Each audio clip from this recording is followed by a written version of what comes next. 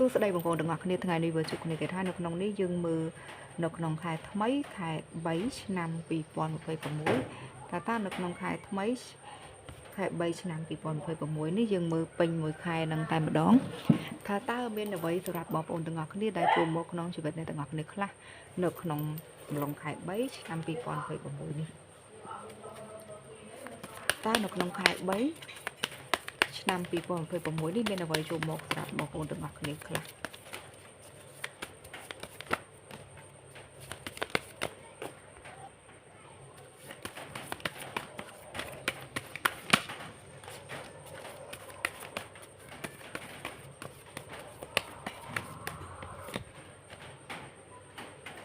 សម្រាប់នៅក្នុងអំឡុងខែ3ឆ្នាំ2026នេះបងប្អូនទាំងអស់គ្នាអាចនឹងថាមានការដកទំនុកចិត្តពីមនុស្សជំនាញខ្លួនបងប្អូនទាំងអស់គ្នាត្រឡប់មកវិញខ្លះហើយដោយសារតែទាំងអស់គ្នាមើលឃើញថាមនុស្សទាំងអស់ហ្នឹងគឺគាត់អត់ស្មោះត្រង់ដោយបងប្អូនទាំងអស់គ្នាកាលពីមុនទេមានន័យថាគឺគាត់មានការផ្លាស់ប្ដូរអត់ស្មោះត្រង់ជាមួយអ្នកអាចនឹងថាមានធ្វើអ្វីមួយយ៉ាងលាក់បាំងបងប្អូនទាំងអស់គ្នាពីក្រោយខ្នងដូច្នេះហើយក៏ធ្វើឲ្យបងប្អូនទាំងអស់គ្នាមានអារម្មណ៍ដឹងថាមនុស្សទាំងអស់ហ្នឹងលែងមានភាពស្មោះត្រង់ដោយបងប្អូនទាំងអស់គ្នាដោយកាលពីមុនទៀតហើយដូច្នេះហើយអ្នកទាំងអស់គ្នាត្រូវការដកទំនុកចិត្តដែលអ្នកទាំងអស់គ្នាធ្លាប់ជឿជាក់នៅពេលកន្លងមកហ្នឹងត្រឡប់មកវិញដូចនេះហើយអ្នកទាំងអស់គ្នាអាចមានការសង្ស័យច្រើនទៅលើមនុស្សជុំវិញខ្លួនអ្នកទាំងអស់គ្នាដែលអ្នកទាំងអស់គ្នាធ្លាប់មានទំនាក់ទំនងល្អកាលពីមុនហ្នឹងរឿងអត់សូវទុកចិត្តជាមួយនឹងមនុស្សទាំងអស់ហ្នឹងប្រហែលទេដោយសារតែអ្នកទាំងអស់គ្នាមើលឃើញថាគឺអត់ស្មោះត្រង់ចំពោះអ្នកទាំងអស់គ្នាដូចមុននេះដូច្នេះហើយអ្នកទាំងអស់គ្នាក៏អត់ត្រូវផ្ដល់ទំនុកចិត្តឲ្យគេដូចមុនដែរអ្នកទាំងអស់គ្នាត្រូវដកទំនុកចិត្តចេញមកវិញដូច្នេះហើយមនុស្សខ្លះនៅពេលដែលអ្នកទាំងអស់គ្នាជឿជាក់ខ្លាំងពេកគេបោកទំនុកចិត្តបងប្អូនទាំងអស់គ្នាគេមើលឃើញថាទៅជាមិនសំខាន់ទៅវិញដូច្នេះហើយអ្នកទាំងអស់គ្នាក៏អត់ត្រូវផ្ដល់ភាពសំខាន់ទៅកាន់គេវិញដែរអ្នកទាំងអស់គ្នាក៏ដកទំនុកចិត្តមកវិញដូចគ្នាដូច្នេះហើយមើលឃើញថានៅក្នុងខែ3ឬក៏ខែមីនាហ្នឹងបងប្អូនទាំងអស់គ្នារៀងមានការស្ងៀមស្ងាត់បន្តិចមានការស្ងៀមស្ងាត់នៅក្នុងតំណែងស្នេហាប៉ុន្តែអ្នកទាំងអស់គ្នាយកពេលវេលាមកពង្រឹងសមត្ថភាពខ្លួនឯងពាក់ព័ន្ធជាមួយនឹងចំណេះដឹងរបស់បងប្អូនទាំងអស់គ្នាវិញនៅអ្វីដែលអ្នកទាំងអស់គ្នាខ្វះខាតអ្នកទាំងអស់គ្នានឹងពង្រឹងសមត្ថភាពនៅក្នុងចំណេះដឹងនឹងបន្ថែមទៀតដើម្បីអ្នកទាំងអស់គ្នាមានភាពល្អប្រសើរជាងនឹងដូចនេះហើយមើលឃើញថានៅក្នុងខែ3បងប្អូនទាំងអស់គ្នាអត់សូវមានតំណែងជាមួយនឹងមនុស្សច្រើនគ្នាប្រហែលទេមានន័យថាអត់សូវមានតំណែងជាមួយនឹងមនុស្សជំនាញខ្លួនអ្នកប៉ុន្តែអ្នកទាំងអស់គ្នាយកពេលវេលាទាំងអស់ហ្នឹងមកផ្ដោតសំខាន់ទៅលើចំណេះដឹងរបស់បងប្អូនទាំងអស់គ្នាវិញដោយសារតែនៅក្នុងនេះមើលឃើញថាអ្នកទាំងអស់គ្នាចង់ពង្រឹងខ្លួនឯងឲ្យមានភាពល្អប្រសើរជាងមុនដូច្នេះហើយនៅចំណុចណាដែលអ្នកទាំងអស់គ្នាអត់ចេះមានការខ្វះខាតអ្នកទាំងអស់គ្នានឹងរៀនសូត្រនៅចំណុចទាំងអស់ហ្នឹងដើម្បីពង្រឹងខ្លួនអ្នកផ្ទាល់ឲ្យមានភាពរឹងមាំ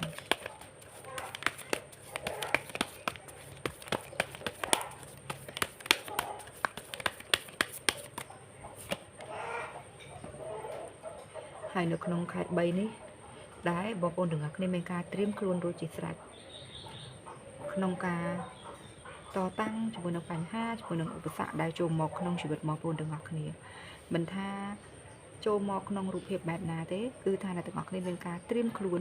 ក្នុងការទទួលយកការពិតហើយមានការទទួលយកនៅអ្វីដែលអ្នកទាំងអស់គ្នាចង់ធ្វើដូច្នេះហើយនៅក្នុងខែ3ឬក៏ខែមីនានេះបងប្អូនទាំងអស់គ្នានឹងមានការចាប់ដើមធ្វើការងារថ្មីរបស់អ្នកទាំងអស់គ្នាឡើងវិញបើសិនជាអ្នកទាំងអស់គ្នាមានការជួបធ្វើវាយូរដែរដូច្នេះហើយនៅក្នុងខែ3អ្នកទាំងអស់គ្នានឹងចាប់ដើមធ្វើវាឡើងវិញសម្រាប់ការងារថ្មីឬក៏ហាងថ្មីអាចនឹងមានការបើកហាងថ្មីខ្នាតតូចមួយសម្រាប់ខ្លួនអ្នកទាំងអស់គ្នាផ្ទាល់ហើយមិនត្រឹមតែប៉ុណ្ណោះទៀតមើលឃើញថាបងប្អូនទាំងអស់គ្នាមានទំនួលខុសត្រូវខ្លាំងមែនតើនៅអ្វីដែលអ្នកទាំងអស់គ្នាកំពុងតែចង់ធ្វើនៅក្នុងខែ3ហ្នឹងដូចនេះហើយធ្វើឲ្យបងប្អូនទាំងអស់គ្នាមានការស្រឡាញ់ពេញចិត្តខ្លាំងមែនតើទោះបីជាការងារហ្នឹងតូចតាចសម្រាប់បងប្អូនទាំងអស់គ្នាក៏ដោយប៉ុន្តែអ្នកទាំងអស់គ្នាមានការពេញចិត្តនៅក្នុងទំនួលខុសត្រូវរបស់អ្នកដូច្នេះហើយវាក៏ជាអំឡុងពេលដំបូងដែលអ្នកទាំងអស់គ្នាត្រូវចាប់ផ្ដើមគ្រោងការថ្មីរបស់អ្នកដែរដូច្នេះហើយមើលឃើញថាល្អនៅក្នុងខែ3អ្នកទាំងអស់គ្នានឹងមានការចាប់ផ្ដើមធ្វើការងារថ្មីដែលអ្នកទាំងអស់គ្នាស្រឡាញ់ពេញចិត្ត ទោះបីជាវាតូចតាចទៅដោយប៉ុន្តែអ្នកទាំងអស់គ្នាមានការរីករាយមែនតើនៅក្នុងការបំពេញឬក៏នៅក្នុងការធ្វើវាឥឡូវយើងសូមមកសិលឹកទៀតតើនៅក្នុងខែ3ហ្នឹងមានអ្វីទៀតសម្រាប់អ្នកទាំងអស់គ្នាសម្រាប់នៅក្នុងខែ3ហ្នឹងគឺបងប្អូនទាំងអស់គ្នានឹងអាចនឹងថាមានអ្វីមួយម្យ៉ាងដែលត្រូវបញ្ចប់សម្រាប់បងប្អូនទាំងអស់គ្នាហើយអ្នកទាំងអស់គ្នានឹងមានការចាប់ផ្ដើមសារជាថ្មីឡើងវិញឬក៏រឿងអាក្រក់ៗទាំងឡាយនឹងបានបញ្ចប់សម្រាប់បងប្អូនទាំងអស់គ្នាសម្រាប់ទុកលំបាកឬក៏រឿងអាក្រក់ទាំងឡាយដែលបានកើតឡើងហ្នឹងគឺថានៅក្នុងខែ3ហ្នឹងនឹងមានការចាក់ចេញពីខ្លួនអ្នកទាំងអស់គ្នាហើយអ្នកទាំងអស់គ្នានឹងបានរួចផុតទុកទោសទាំងឡាយទាំងពួងដែលអ្នកទាំងអស់គ្នាធ្លាប់ទទួលនៅក្នុងឡុងពេលកន្លងមកដូច្នេះហើយអាចនឹងមានការបញ្ចប់នៅរឿងដែលមិនល្អដែលចូលមកក្នុងជីវិតអ្នកទាំងអស់គ្នាហ្នឹងនឹងបញ្ចប់រឿងរ៉ាវទាំងអស់ហ្នឹងផងដែរដូច្នេះហើយអាចថាធ្វើឲ្យបងប្អូនទាំងអស់គ្នាមានការស្រាលខ្លួនមានភាពល្អប្រសើរជាងមុនពីព្រោះរឿងអាក្រក់ទាំងឡាយគឺបានបញ្ចប់ហើយនៅក្នុងខែ3ហ្នឹងដូច្នេះហើយមើលឃើញថានៅក្នុងខែ3អាចនឹងមានការដកទំនុកចិត្តពីមនុស្សដែលអ្នកទាំងអស់គ្នាធ្លាប់ទុកចិត្តនៅពេលកន្លងមកហ្នឹងគឺថាអ្នកទាំងអស់គ្នាយកសេចក្តីទុកចិត្តរបស់អ្នកទាំងអស់គ្នាត្រឡប់មកវិញហើយដោយសារតែគេអត់ស័ក្តិសមទទួលនៅអ្វីដែលអ្នកទាំងអស់គ្នាផ្ដល់ឲ្យគេហ្នឹងទេមូលហេតុហ្នឹងគឺដោយសារតែគេអត់ស្មោះត្រង់ដល់បងប្អូនទាំងអស់គ្នាដូចកាលពីមុននេះដូច្នេះហើយមើលឃើញថាគេមានការផ្លាស់ប្ដូរទាំងទង្វើទាំងការគិតចំពោះបងប្អូនទាំងអស់គ្នាហើយអ្នកទាំងអស់គ្នាក៏មើលឃើញដឹងថាមនុស្សទាំងអស់ហ្នឹងនៅពេលនេះគេអត់ស្មោះត្រង់ជាមួយអ្នកទាំងអស់គ្នាទៀតដែរដូច្នេះហើយអ្វីដែលសំខាន់នៅក្នុងខែ3នេះបងប្អូនទាំងអស់គ្នាអត់សូវយកពេលវេលាផ្ដោតទៅលើតំណែងជុំវិញខ្លួនអ្នកទាំងអស់គ្នាប៉ុន្មានទេគឺមានការផ្ដោតសំខាន់ទៅលើចំណេះដឹងបងប្អូនទាំងអស់គ្នាច្រើនជាងនៅចំណុចណាដែលអ្នកទាំងអស់គ្នាខ្វះខាតអ្នកទាំងអស់គ្នាអាចនឹងមានការសិក្សាស្វែងយល់បន្ថែមទៀតដើម្បីពង្រឹងសមត្ថភាពបងប្អូនទាំងអស់គ្នាឲ្យមានភាពរឹងមាំនៅក្នុងខែ3ឬក៏ខែមិនិនានេះហើយមិនត្រឹមតែប៉ុណ្ណោះទៀតបងប្អូនទាំងអស់គ្នាអាចនឹងមានការចាប់ផ្ដើមក្រុមការថ្មីឬក៏ធ្វើការងារថ្មីដែលអ្នកទាំងអស់គ្នាស្រឡាញ់ពេញចិត្តដូច្នេះហើយធ្វើឲ្យបងប្អូនទាំងអស់គ្នាមានភាពរីករាយខ្លាំងមែនទែននៅក្នុងការចាប់ផ្ដើមធ្វើនឹងពីព្រោះវាជាការងារដែលអ្នកទាំងអស់គ្នាស្រឡាញ់ពេញចិត្តទោះបីជាតូចតាចយ៉ាងណាក៏ដោយអ្នកទាំងអស់គ្នាមានការពេញចិត្តនៅក្នុងការទំនួលខុសត្រូវទៅលើការងារមួយហ្នឹងដូច្នេះហើយនៅក្នុងខែ3នេះអ្នកទាំងអស់គ្នាគិតថាវាជាពេលវេលាមួយដែលល្អសម្រាប់បងប្អូនទាំងអស់គ្នាក្នុងការចាប់ផ្ដើមក្រុមការថ្មីរបស់បងប្អូនទាំងអស់គ្នាហើយមិនត្រឹមតែប៉ុណ្ណោះទៀតអានថាទុកសោកទាំងឡាយទាំងពួងឬក៏រឿងដែលមិនល្អ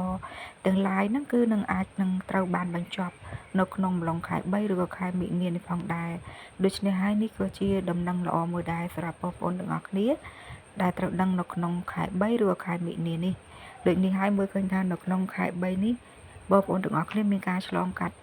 រឿងជាច្រើនដែរដែលចូលក្នុងជីវិតអ្នកប៉ុន្តែយ៉ាងណាអ្នកទាំងអស់គ្នានៅតែអាចដោះស្រាយបានអរគុណច្រើនដល់បងប្អូនទាំងអស់គ្នាដែលចូលតាមដានទស្សនាវីដេអូនេះជូនពរបងប្អូនទាំងអស់គ្នានៅក្នុងខែថ្មី